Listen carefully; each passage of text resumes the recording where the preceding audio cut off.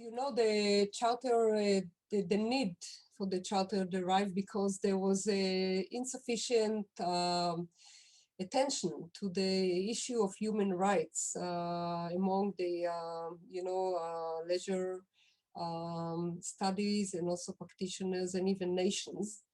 And even though the charter was revised before, with all those issues around it, I think we thought it's about time to really bring it up and interweave the issues of human rights in such an important element, so the rights for leisure will be incorporated rightly across all levels, international, regional, national,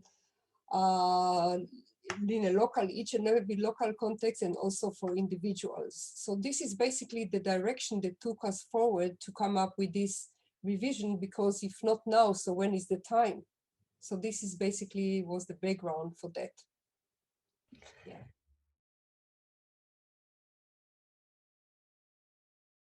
Yeah, the process basically started in one of the World Leisure Organization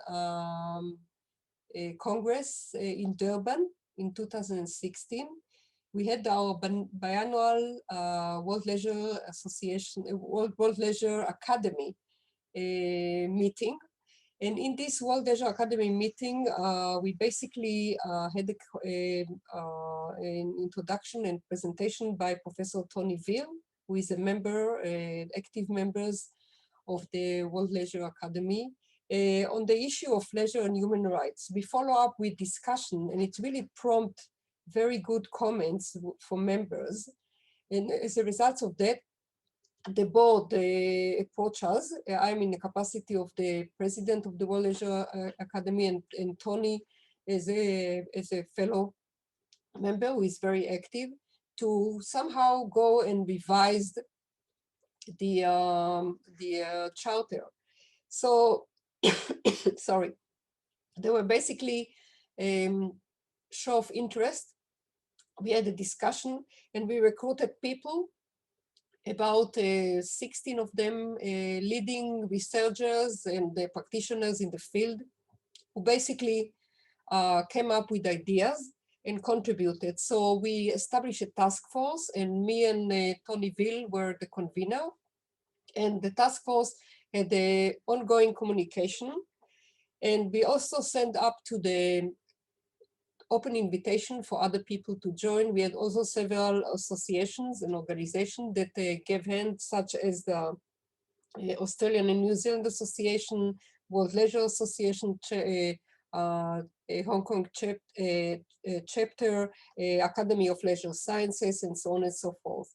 And after that, we basically did several revisions until we came up with the final draft, and then we sent an open invitation to the public, and the draft was actually posted on the World Leisure Organization website to get some comments. And also we got, of course, some comments from the World Leisure Organization board members.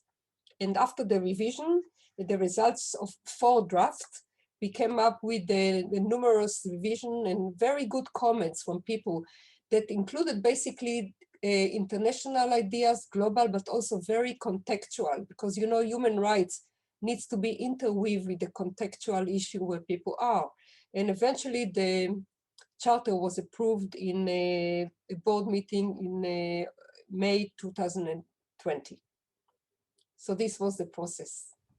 A lot of interesting comments. Just on those comments, you can write the book, because people, for example, started to ask the meaning of leisure. Maybe we use that, and why don't we use that? And people raised the idea of the rights for leisure. So it was a massive information that we really needed to bring it up in order to take on board the idea that was mentioned in the Universal Declaration of Human Rights in 1948, when they said that everybody has the right for leisure and everybody has the right to freely participate in cultural life and so on, to really say, okay, so if this is it, then how do we actually, what implication do we carry in a World Leisure Organization, the one who see leisure as a right for everybody, and how do we tailor that inside this charter. And the charter end up with 7 articles that do talk about this right, and everybody could make use of that,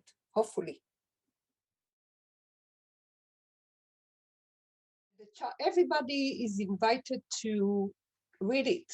And as we said, you know, on the World Leisure Organization website, we have the Charter for Leisure. And as we said, this is only the beginning.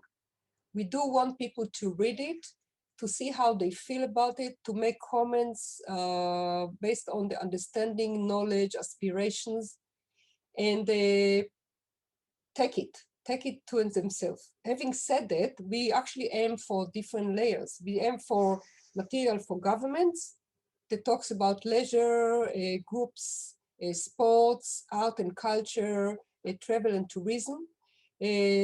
People today in governments, they talk a lot of new things, new policy.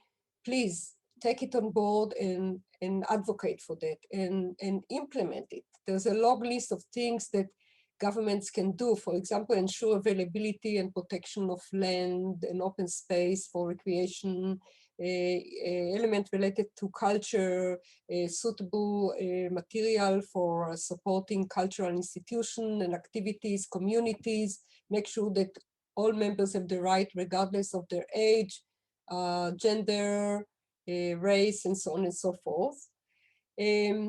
We also have for educational material for teachers, for everybody who is in education, and we provide the material as a true train from primary to secondary and so on and so forth, reading materials and even questions that could provoke the thought of the students when they read about it, or teachers. This is very important. We all talk about work, leisure balance, but where is the human rights? If we don't prove about the human rights, then we won't be able to actually implement and materialize that. And of course, there are a long list of supporting materials that people can use. So it's a ready-made package for all people, either individual interest, all the way up to the regional and global.